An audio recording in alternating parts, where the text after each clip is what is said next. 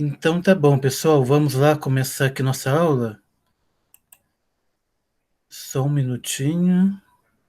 Depois no final eu vou fazer um Kahoot aqui pra gente terminar, tá bom?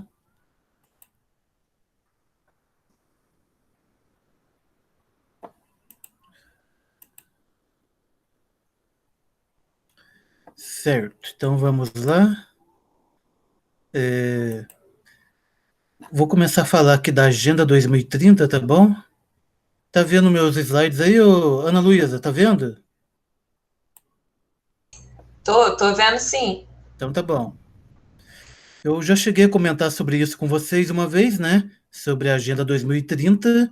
Então eu vou falar um pouquinho mais dela, porque é um tema muito atual e sempre é bom vocês saberem, porque mesmo que não caia numa questão, se você citar ela numa redação, por exemplo, o avaliador já vai falar, essa pessoa aqui entende de temas atuais, né? Já dá um up aí na tua nota, para garantir, porque nem todo mundo sabe, nem todo mundo vai falar sobre ela, com certeza. Então, como que ela surgiu, pessoal, essa Agenda 2030? Foi lá, ela é uma, na verdade, ela é uma continuidade da Agenda 21, lá na conferência ambiental que teve em 1992, lá no Rio de Janeiro, certo? Como as propostas da Agenda 21 não se efetivaram, né? Não realmente aconteceram. O que aconteceu em 2015, 25 de setembro? Eles fizeram um novo upgrade, né? Umas novas propostas que começou a se chamar Agenda 2030. Por que 2030? Porque até 2030 tem que se concretizar 17 objetivos, né, para o desenvolvimento sustentável. É claro que já avaliaram que não vai ser possível acontecer todas as metas, né? Provavelmente ela deve se estender um pouco mais, tá? É, aqui eu já falei, né? São 17 Objetivos de Desenvolvimento Sustentável, ODS. Eu vou citar para vocês quais são esses objetivos aqui, tá? As metas envolver as pessoas, o planeta, prosperidade, paz e parcerias. Porque sem parceria nada acontece, né? Tem que envolver empresas, ONGs. Quanto mais gente envolvida participando, melhor ainda, né? Então, os 17 objetivos, pessoal, vamos lá. O objetivo um é acabar com a pobreza em todas as suas formas. Só o objetivo um já é muito audacioso, né? Dificilmente vai acabar com a pobreza, mas diminuir com certeza, né? O objetivo 2, acabar com a fome alcançando a segurança alimentar, melhoria da nutrição. Também é algo muito difícil, né? Porque a gente sabe que na África, nem África, né? Vamos aqui perto, São Paulo, que alguns de vocês até visitam aí, né? Tem muita gente na rua morando, passando fome, então é um objetivo bem difícil de ser resolvido, né? Mas tem que diminuir. Objetivo 3, segurar uma vida saudável e promover o bem-estar para todos, em todas as idades. Já é algo mais possível, porém difícil de acontecer, né? Objetivo 4, assegurar uma educação inclusiva, que já está acontecendo, né? Já tem essa questão de cotas, né, que é um tema polêmico, e cada vez mais tem mais gente sendo incluída na educação, né? Objetivo 5, alcançar a igualdade de gênero. Isso aqui é interessante, né? Vocês viram que teve uma prefeitura de Minas, né, que teve duas candidatas mulheres, né, e uma acabou vencendo. São Paulo também teve, né?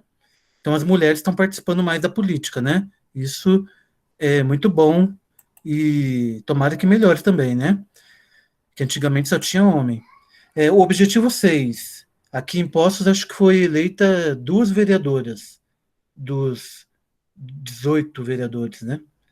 Não é muito, né? Podia melhorar. Objetivo 6. Assegurar disponibilidade e gestão sustentável de água e saneamento para todos.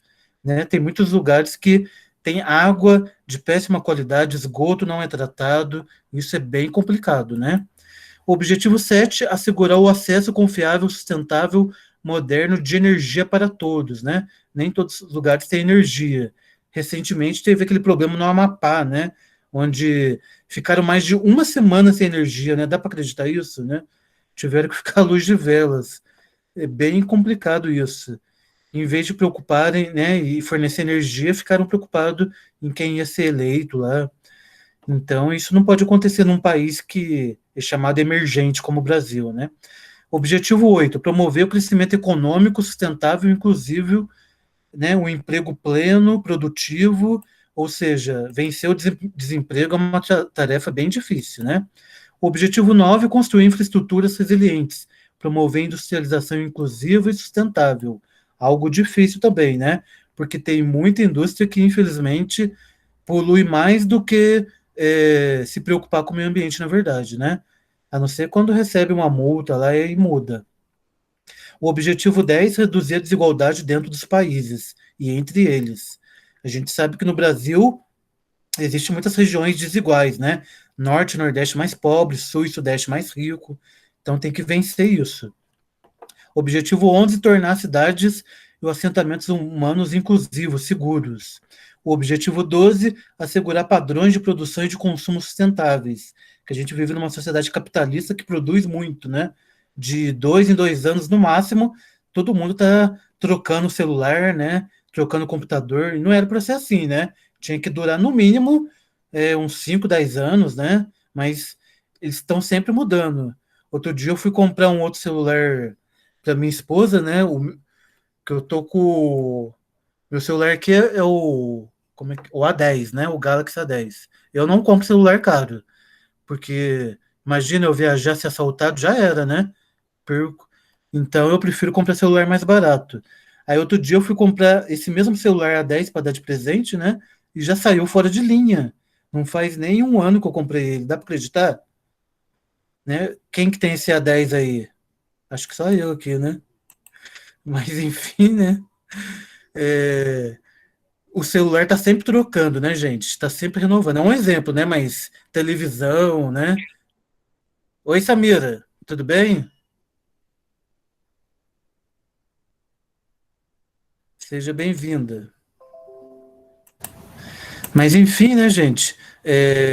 Essa questão aí, né, da resiliência, né, programada, né, de tudo sendo descartado é complicado, né? Outra questão, né, do objetivo 13 aqui da Agenda 2030: tomar medidas urgentes para combater a mudança climática, né, e seus impactos. Que a gente sabe que está cada vez mais forte essa questão das mudanças climáticas. Muitos, lembra que eu já falei do negacionismo, né? Muitas pessoas negam que não está havendo nenhum período de seca grande, nenhum período de enchentes grande. Isso aí é da mente humana, né? Tudo, né? Balela. Por exemplo, semana passada teve uma enchente enorme em São Carlos, né? Uma cidade que nunca teve problema com isso e destruiu a cidade lá, né? Então é bem complicado isso. Realmente tem que ter novas medidas para combater o aquecimento global. Objetivo 14: conservação, uso sustentável dos oceanos, mares, porque a gente sabe que muito depende da pesca marinha, mas é muito poluída, né, por diversos modos aí, e não é respeitado. O objetivo 15: proteger, recuperar, promover o sustentável dos ecossistemas. Algo que eu vou falar já já aqui, tá? Que são muito agredidos, né, pelo homem de diversas formas, e isso compromete toda a sua biodiversidade, tá? Objetivo 16: promover sociedades pacíficas e inclusivas para o desenvolvimento sustentável e promover o acesso à justiça para todos, né? Isso é importante, promover a paz mundial e respeitando o meio ambiente, né? Porque a gente sabe que existem muitos conflitos no mundo, né? E o objetivo 17: fortalecer os meios de implementação e revitalizar a parceria global para o desenvolvimento sustentável, certo? Então, fortalecer os meios de implementar uma parceria com o desenvolvimento sustentável, né? Isso é importante. Agora, pessoal, para ver se vocês estão atentos aqui na minha aula, né? E vou fazer uma Black Friday aqui de pontos, né? Para ganhar 2 pontos já, né? Garantir 2 pontos. Vou falar aqui. Ana Luísa, me fala um objetivo aqui da Agenda 2030, que eu acabei de falar. Qualquer um dos 17? É, Promover uma agricultura sustentável e junto estava escrito na frase de tirar, acabar com a fome, né? isso. Foi, acho que o segundo. Aham, isso mesmo. Ô Luiz, me fala aí outro objetivo que eu falei. da Agenda 2030? Lembra aí de algum?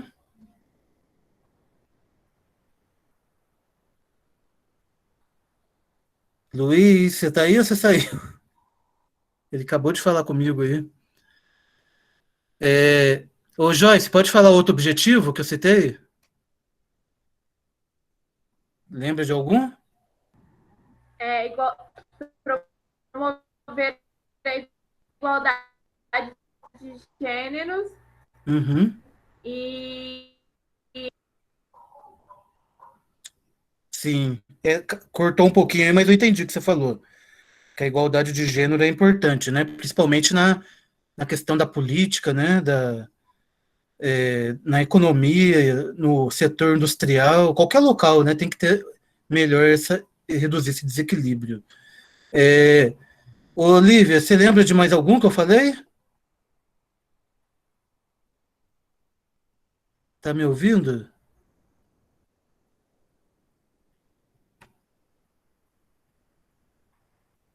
Isso, acabar com a pobreza, né? Acabei de ver aqui você falou no chat, né? Muito bem. Acho que foi um dos primeiros que eu falei aqui, né? Ô, Paola, você lembra de mais algum objetivo que eu disse? Se não conseguir falar, pode digitar aí, pode falar. Diminuição do aquecimento Uhum. global. Sim, das mudanças climáticas, né? Eu acho que é isso. Isso mesmo. Aham, isso mesmo. É um dos objetivos. E a Samira, tá ouvindo a gente aí, Samira? Samira? Ou será que ela só colocou na aula e não tá ouvindo a gente, hein? Luiz, você tá ouvindo a gente? Quer colocar, digitar alguma coisa aí, falar? Se não lembra, tudo bem, tá? Mas se lembrar, depois você fala aqui pra gente, tá? Depois eu vou enviar para vocês esses slides, tá, gente? Que é o resumo de tudo que eu disse aqui, tá?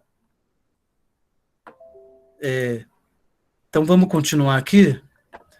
Então, conclusão, pessoal. A Agenda 2030 é importante, né? Para resolver principalmente a questão de preservação dos recursos ambientais naturais para gerações atuais e futuras, né? Que é muito importante. De modo que os pilares do desenvolvimento sustentável sejam consolidados, né? A parte ambiental, social e econômica. Porque tem gente que acha que é só ambiental, mas não é, né? Então aqui acaba a nossa primeira parte da aula, tá, gente? Vou falar de outra coisa aqui muito importante, que são os biomas, tá? Eles sempre caem no vestibular, tá? No Enem. Então queria falar um pouquinho de maneira mais sintética aqui para vocês, tá? O que são biomas? É um conjunto de ecossistemas, tá? Que abrange grandes áreas contínuas, né? Flora, fauna, e que tem certas condições predominantes, né? Que se assemelham. E é isso que a gente vai ver aqui. Alguns exemplos. Então, primeiro temos a tundra, que é um bioma que tem pouca baixa biodiversidade, tá? Porque ele fica em locais mais frios, tá bom? Se vocês olharem aqui no mapa, né? A legenda azul, onde tem a tundra? Aqui no Canadá, na Rússia. Poucos lugares tem a tundra, tá? Não é muito. Animais da tundra, eu coloquei alguns exemplos aqui para vocês verem, tá? Tem a taiga também, que é parecida, né? Que é uma floresta de porte baixo, herbácea, né? De verde aqui. Também em regiões polares, né? De alta latitude, lá na Rússia, uma parte da Europa, Canadá, tá bom? Aqui a vegetação de coníferas da taiga, alguns animais da taiga. Temos a floresta temperada ou caducifólia, tá? Essa aqui de cor, acho que tá vinho aqui no meu, né? Tem na China, uma parte da Europa, aqui nos Estados Unidos, tá? Que é também de baixa biodiversidade, tá bom? Não temos muito. Baixa média, tá? Dependendo da época do ano. Alguns animais da floresta decídua ou temperada, tá? São sinônimos. A floresta pluvial, que é uma floresta onde chove bastante, tá? Tem bastante umidade e tem alta biodiversidade, tá bom? Que são essas regiões aqui perto da linha do Equador, Brasil, aqui perto da África, aqui perto da Indonésia, tá bom? Então são regiões onde tem floresta equatorial, tá bom? Aqui tem um exemplo, né, da floresta do Congo, onde tem alta biodiversidade também. Aqui no sudeste da Ásia também tem a floresta pluvial. E aqui na Amazônia também, né, que é a maior biodiversidade do mundo. Temos alguns animais aqui da floresta pluvial, tá bom? Aqui outros animais que têm muita biodiversidade, tá? Os campos, que é uma vegetação herbácea de porte baixo, também chamado de grassland em inglês, tá? Onde temos aqui na savana da África, no Brasil também temos, né? Aqui no sul do Brasil, também conhecido como steppes na Rússia, tá bom? Ou pampas no sul da América do Sul, tá certo? Os desertos, né? São regiões onde praticamente não tem biodiversidade, né? Regiões clima muito árido, né? Temos exemplo aqui na África, deserto do Saara, deserto do Arizona, deserto do Atacama aqui na América do Sul, da Austrália, né? São vários exemplos. No Brasil temos alguns exemplos de biomas, né? Bem diferentes um do outro. A Amazônia é o maior, que eu já falei, né? Também chamada de floresta ombrófila, por causa das suas árvores grandes, folhas largas, né? Espaçosas, que fazem sombras, e isso é muito importante para os ciclos, né, biológicos do oxigênio, nitrogênio, né? E lá a gente pode dividir em mata de várzea, que é periodicamente inundada pelos rios, mata de igapó, que é permanentemente inundada. Desculpa, que a mata de várzea é de vez em quando inundada, e a mata de igapó, que fica numa área mais baixa, que é permanentemente inundada. E também tem a mata de terra firme, que fica numa área mais alta, né, que quase não é alagada. Temos o cerrado, que abrange 22% do território brasileiro, né, com árvores arbustivas, troncos tortos, né, com savanas, clima tropical quente, tá, gente? Uma área de alta biodiversidade também, tá bom? Muito afetado por desmatamento, por causa do agronegócio, né, invasões aí. Infelizmente, ele está sendo destruído por vários motivos, né? A Mata Atlântica, que é o principal tipo de vegetação, é a floresta ombrófila, né, também chamada de floresta tropical, só que boa parte dela já foi devastada, né, por causa da urbanização descontrolada, industrialização foi muito devastada, né? Temos a Caatinga, que é um bioma 100% do Brasil, né, que fica aqui na região Nordeste, adaptado a um clima onde chove muito pouco, né? E também chamado de Mata Clara e Aberta, né? Então ela tem 11% do Brasil e, ao contrário do que muita gente pensa, lá tem grande riqueza de ambientes e espécies. Então tem espécies que se adaptam a esse tipo de clima, né? Mais semiárido, tem a vegetação espinhosa e decídua com poucas folhas que caem, né? Raízes profundas. Então é um tipo de biodiversidade moderada que tem no Brasil. Os pampas, que são os campos, né, gaúchos, ocupam 63% do Rio Grande do Sul. É um bioma que só tem nessa região também, né, marcado pelo clima chuvoso, onde é importante também por causa de algumas espécies que tem lá, certo? E também o bioma Pantanal, né, que esse ano a mídia falou muito por causa das queimadas que tiveram, né, tanto por causa do homem e por causa do longo período de estiagem que teve lá, né? Isso aí comprometeu bem o bioma, que agora está tendo mais o regime de chuvas da Amazônia e está voltando ao normal, né? Alguns animais do Pantanal, né, que são muito importantes. E aqui tem esse gráfico, pessoal. Presta atenção aqui, ó. Quanto maior a chuva e maior a temperatura, significa que o bioma tem maior biodiversidade. Por exemplo, a floresta tropical chove mais, temperatura mais alta, né? Agora, quanto menor a chuva, vai mais para cá. E quanto menor a temperatura, menor a biodiversidade, como a tundra, a taiga, floresta temperada, entenderam? Então, a gente faz essa analogia aqui neste gráfico, tá? Então, é um dos assuntos muito importantes que sempre cai no Enem, tá, gente? Então, eu queria falar sobre ele. E vou passar um exercício já já sobre isso também, tá? E para a gente falar mais um pouquinho aqui, né, queria falar também sobre Peraí, tô com um probleminha aqui. Pronto. Aqui, gente, o mundo rural, né? O espaço agrário é importante também. Porque lembra que uma vez eu falei, né, que o mundo está cada vez mais urbanizado e menos rural, certo? Por quê? Opa. Então, olha aqui, gente.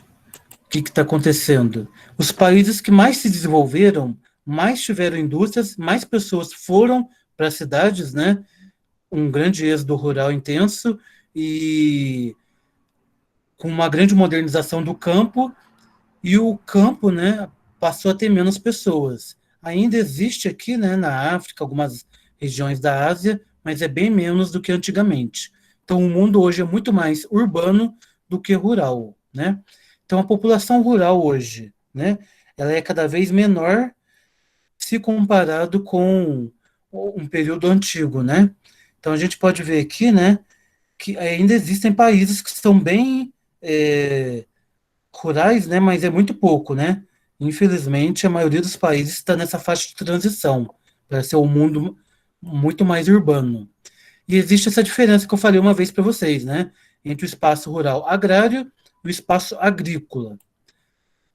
Agrário, o que seria? É quando o espaço rural se preocupa com o trabalhador rural, tá? Existem pessoas no campo, existe propriedades no campo, né? Então a gente tem que se preocupar com essa parte também. Isso é o agrário. O agrícola se refere aos alimentos, à produção, à quantidade de alimentos, né?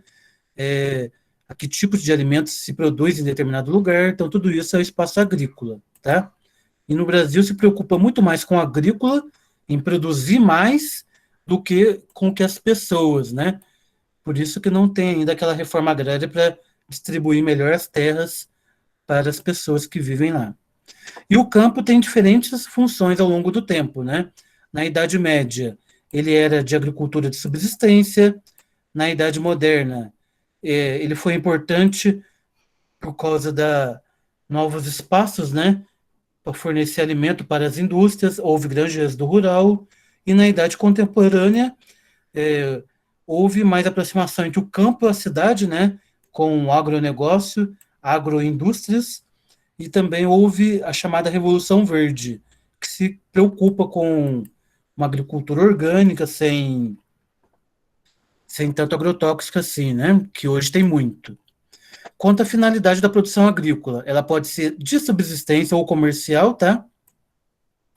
Subsistência quando é para próprio consumo, comercial vender em grande quantidade para o exterior, né? Ou para outras regiões do país também. Quanto à técnica, pode ser tradicional, com técnicas mais rudimentares, né? Moderna, quando vai empregando novas tecnologias, e orgânica, quando se preocupa com uma agricultura mais saudável, né? Envolvendo compostagem, adubo orgânico, tudo isso. Quanto à mão de obra, ela pode ser patronal, quando a pessoa compra terra e apenas emprega algumas pessoas, né? Ou empresarial, que existe uma empresa que cuida daquela terra em grandes propriedades, né? Envolvendo até cooperativas. Ou pode ser uma agricultura familiar ou independente também, né? Se a pessoa produz em pequena escala, tá? Então, hoje, a maior população do mundo, né, vivendo e trabalhando no campo, principalmente o mundo subdesenvolvido, lá na África, né, diferente dos países desenvolvidos, onde a maioria da população ainda já é mais urbanizada. Então, nos países mais pobres, essa modernização do campo ainda é lenta, não tem tanto investimento, tá? Existe uma diferença, né, entre agricultura extensiva, com técnicas mais atrasadas, né, no mundo subdesenvolvido, e agricultura intensiva, com uma produtividade maior nos países mais desenvolvidos, né? Existe uma clara diferença. É claro que existem algumas exceções, né? Os países emergentes estão produzindo muito mais hoje. Um dos carros-chefe do Brasil é a questão da produção da soja, de trigo no sul, né? De laranja, café, que exporta em grande quantidade. Nos Estados Unidos, né, existem alguns modelos diferentes. No Texas, por exemplo, é grandes propriedades, alta produtividade, né, tecnologia nos cinturões agropecuários. Na Califórnia, pessoal, prioriza a qualidade e não a quantidade, né? Muitos produtos que não passam por transformação industrial, ou seja, não produz tanto assim para vender, né? Mas produz internamente. Então, cada região lá segue uma determinada forma de produzir, tá? Assim como aqui no Brasil também, né? Algumas características, né? Na Europa, predomínio de pequenas e médias propriedades, né? No mercado interno. Já na África tem técnicas um pouco mais atrasadas, né? Com baixa produtividade. Tem o plantation, né? Que é quando produz em monocultura, grandes propriedades, né? Para exportação, que também tem na África, né? E o sistema de jardinagem na Ásia, que são técnicas modernas de adubação e irrigação, tá? Então, cada lugar tem um tipo diferente de produção agrícola, tá? Agora vamos ver algumas questões aqui, né? Que eu selecionei dos 2 últimos Enem, que mais costuma cair com frequência, tá?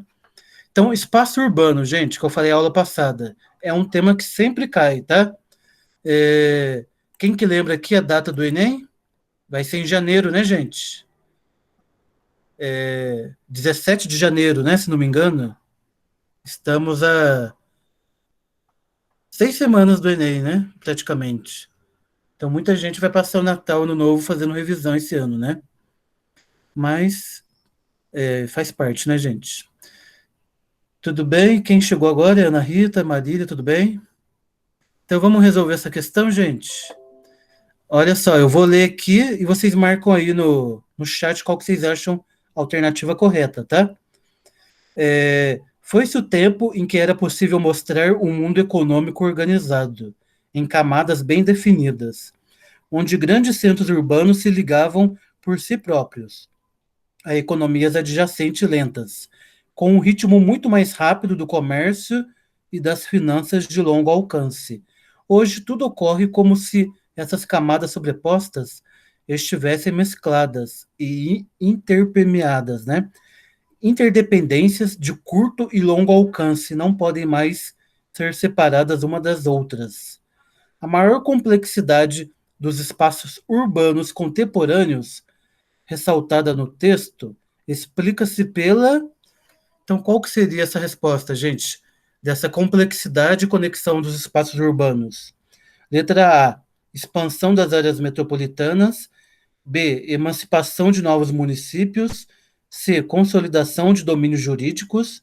D, articulação de redes multiescalares. E E, redefinição de regiões administrativas. Marca aí qual que vocês acham que seria correta.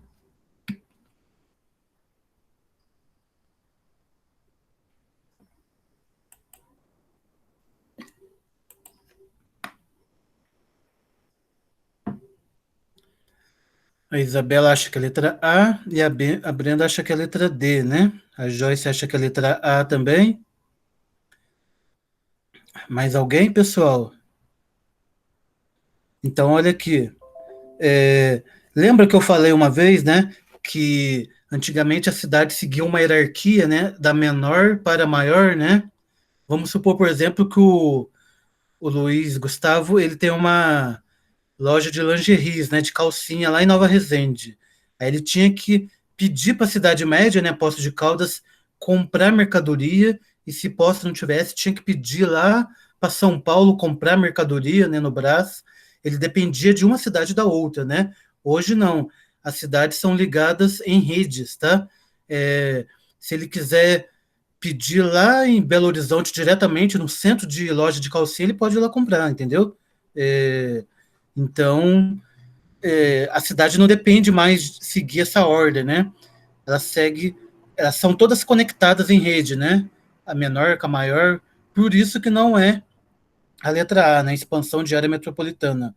É expansão de cidade média, cidade grande, dos meios de transporte. Então é a letra D, tá, pessoal? A Brenda acertou. Articulação das redes multiescalares, tá? Não é a letra A, viu, gente? É a letra D, tá bom? As cidades hoje são conectadas em redes, certo? Ele até dá alguma dica aqui, é, que as cidades hoje estão sobrepostas uma da outra e, é, e não podem ser mais separadas uma da outra, né? Entenderam? É letra D aqui, tá? As outras, às vezes, até confunde um pouco, né? Mas essa questão de cidade sempre cai, tá? Outra questão aqui, gente, é sobre cartografia e geopolítica do Enem que caiu em 2018. Ou eles vão dar um mapa para você analisar o mapa, né, e vai dar as alternativas, ou ele vai dar um texto sobre aquele mapa, tá? Que foi o que caiu aqui que eu peguei. Olha o que diz aqui. Texto 1. Quando um exército atravessava montanhas, florestas, zonas de precipícios ou marcha ao longo de desfiladeiros, alagadiços ou pântanos, ou qualquer outro terreno onde a deslocação é árdua, está em terreno difícil. O terreno onde é apertado e a sua saída é tortuosa, e onde uma pequena força inimiga pode alcançar a minha, embora maior, é cercado. Texto 2. O objetivo principal era encontrar e matar Osama Bin Laden. Onde ele se esconde? Não podemos esquecer a dificuldade de ocupação do país, que possui um relevo montanhoso, cheio de cavernas, onde fica fácil para quem está acostumado com esse relevo esconder-se. As situações apresentadas atestam a importância de relação entre topografia e. Vamos ver as alternativas, gente. Letra A: construção de vias terrestres. B: preservação do meio ambiente. C: emprego de armamentos sofisticados. D: intimidação contínua da população local. E: domínio cognitivo da configuração espacial. O que vocês acham que é, gente? Marca aí no chat para mim a resposta. Isabela, acho que é E. Paola, E.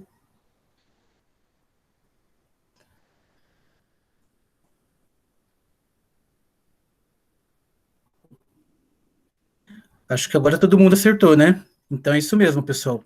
Se está falando da espacialidade, né, de onde ele estava, conhecer melhor o território, então só pode ser a configuração espacial, né?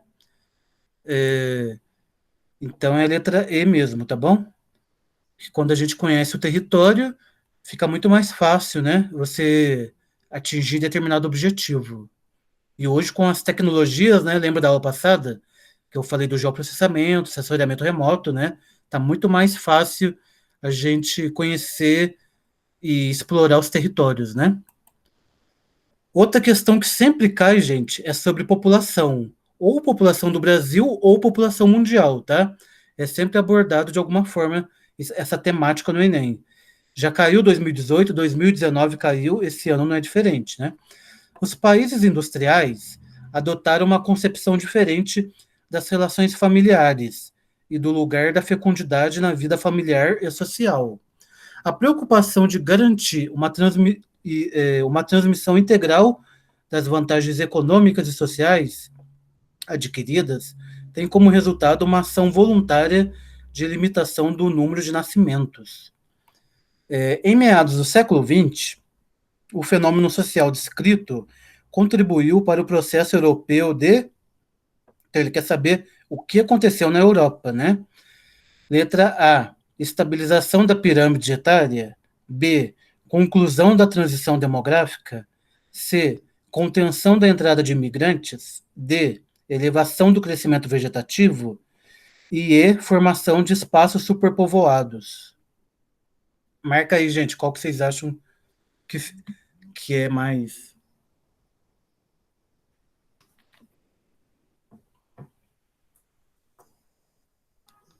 Essa questão aí ela é meio cabulosa, né? Porque ela várias alternativas aí podem ser parecidas que pode confundir um Que é pouco, né? crescimento vegetativo?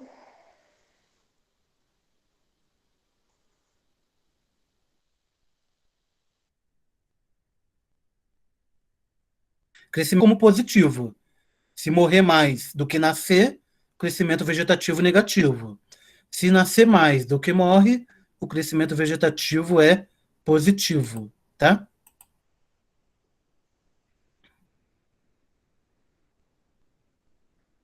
Vocês acham o que, gente? Que é letra E? Alguns falaram que é letra E. Deixa eu voltar aqui. Formação de espaços superpovoados. Não, gente. Porque se aqui na Europa está diminuindo o número de nascimentos, né, natalidade, não está ficando superpovoado, né? Pelo contrário, tem alguns países lá, como a Finlândia, a Alemanha, né, que já teve até uma política de atrair pessoas de fora para poder trabalhar lá, porque estava faltando mão de obra, né? Para poder aumentar a população lá. A letra E não é, tá? Mas alguém acha que é outra alternativa? Letra A, Brenda? Joyce, A. Vamos ver aqui. Deixa eu só voltar aqui. Então, olha só. Estabilização da pirâmide etária. Então, na verdade, a pirâmide etária ela está sempre mudando, tá? A sua base. Então, ela nunca vai ficar numa parte que vai ficar estável, assim, né? Mas poderia ser uma das respostas, né? Quem marcou a letra A ganhou uma pontuação, assim, tá? Porque a gente sabe porque quanto mais perto da alternativa certa, mais pontos você ganha, né? No Enem. Não existe, assim, uma alternativa certa ou errada. Mas a alternativa que mais se aproxima seria a letra B, tá, pessoal? Conclusão da transição demográfica. Por que isso? Porque diminuiu o número de nascimentos, né? E a população aumentou a expectativa de vida. Então, quando diminui a natalidade, né? E aumenta a expectativa de vida, né? Mais idosos, significa que eles mudaram a transição demográfica, que antes era mais adulto e agora é mais idosos, tá? Por isso, o Brasil, por exemplo, ele ainda não concluiu a sua transição, porque tem mais adultos ainda, ele está passando por uma mudança ainda, né? Futuramente vai ter mais idosos. Nem na África também atingiu essa transição, tá? Então é uma questão que eu achei meio complicadinha, né? Mas sempre costuma cair, tá? Ou eles vão dar a pirâmide para você analisar, né? Ou vai dar em forma de texto, que vocês viram que é mais difícil um pouquinho, né? Pode confundir. Outra questão que sempre cai, pessoal, é sobre o espaço rural, tá? E quando cai isso, né, espero que vocês não erram. Então, olha só essa questão. A agricultura ecológica e a produção orgânica de alimentos estão ganhando relevância em diferentes partes do mundo. No campo brasileiro, também acontece o mesmo. Impulsionado especialmente pela expansão da demanda de alimentos saudáveis, o setor cresce a cada ano, embora permanece relativamente marginalizado na agenda de prioridades da política agrícola praticada no país. Está falando aqui da agricultura orgânica, né? Que tipo de intervenção do poder público no espaço rural é capaz de reduzir a marginalização produtiva apresentada no texto? Letra A. Subsidiar os cultivos de base familiar. B. Favorecer as práticas de fertilização química. C. Restringir o emprego de maquinário moderno. D. Controlar a expansão de sistemas de irrigação. Ou E. Regulamentar o uso de sementes selecionadas. Então, ele quer saber isso, né? A questão de alimentos saudáveis, que está crescendo cada vez mais, né? Como isso poderia acontecer, né? De que forma o governo poderia ajudar fazendo o quê, né? Marcaram aí, gente? Qual letra que seria? A maioria acha que é a letra A, né? Então vamos ver aqui. Teve gente que marcou a B. Olha aqui, pessoal, é isso mesmo. Subsidiar os cultivos de base familiar. Porque, vou dar um exemplo aqui, né? Aqui em Poços tem algumas famílias da zona rural que têm suas pequenas propriedades, né, de cultivo, hortas agrícolas orgânicas, né? E eles vêm aqui no shopping e vendem, né? Tinha um período que vendia. ou ia na feira mesmo. Então, eles tinham esse apoio da prefeitura para poder ajudar eles a divulgar, né, e vender mais agricultura orgânica. Então é a letra A mesmo, tá? As outras alternativas não tem nada a ver com o que ele estava pedindo, tá? E outra questão, pessoal, que cai demais, né, que eu estava vendo nas últimas 3 provas do Enem, é geografia física. Ou vai pedir sobre clima, ou vegetação, ou os tipos de biomas que eu acabei de falar para vocês, tá? Essa questão que caiu ano passado, né? Não sei se vocês lembram, tinha um mapa aqui dos desertos, regiões áridas e semiáridas do mundo, e ele pergunta o seguinte: no hemisfério sul, a sequência latitudinal aqui da linha do Equador, né, dos desertos representada na imagem, sofre uma interrupção no Brasil, devido à seguinte razão. Então percebam que tem deserto aqui na África, deserto na Indonésia, na Austrália, mas no Brasil não tem deserto. Há uma interrupção aqui, né? Por que que isso acontece? Isso que ele quer saber, né? Letra A. Existência de superfícies de intensa refletividade. B.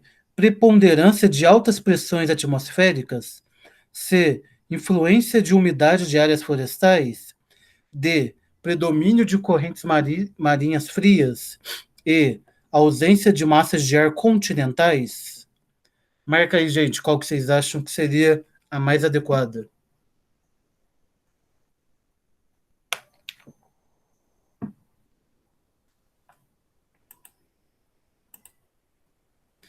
Então, a maioria que acha que é a letra C, né? Vamos ver aqui qual que seria a resposta correta. Isso mesmo. Lembra que eu falei dos rios voadores, né? Que a floresta amazônica é fundamental para fornecer umidade para o Pantanal, para a Mata Atlântica, Cerrado, né? Existem vários biomas do Brasil que dependem dessa umidade da Amazônia, que se não fosse ela, com certeza ia ter esse processo de desertificação que acontece aqui no Nordeste, né? Ficar solo muito árido, muito pobre, e ia ficar um verdadeiro deserto deserto, né? Como tem nos outros continentes, tá? Então é a letra C mesmo. Muito bem, gente. Aqui já está o gabarito, tá? Da RV. Então, dica importante, gente, que já está acabando aqui o nosso curso, né? Infelizmente. Acho que todo mundo que está aqui vai passar em tudo, com certeza, está quase de férias, né? Aqueles que mais precisam de nota não estão assistindo aqui, depois vão assistir essa gravação, né? Mas é importante vocês revisarem os exercícios, né, que foram feitos nos Enems antigamente, né? Outros vestibulares, porque aí você já sabe, né? Isso aqui costuma cair, então com certeza vai cair de novo. O que muda é a forma do texto, né? Que às vezes ele pode colocar um gráfico ou um mapa, mas aquele tema que eu acabei de falar aqui sempre cai, tá? E às vezes cai alguma coisa de atualidade, né? Por exemplo, esse ano está muito em moda a geografia da saúde, né? Essas novas pandemias, a questão da urbanização, né? Às vezes ele muda um pouco o foco, mas tratando mais de temas atuais, tá? Agora vamos fazer aqui o Kahoot, né? Com perguntas um pouco mais simples, tá? Mas são mais rápidas também, tá? Então entrei no Kahoot, pessoal. Eu vou parar de gravar aqui, tá? Porque o conteúdo da aula acabou aqui, né? Mas a gente vai fazer aqui o joguinho do Kahoot agora, certo?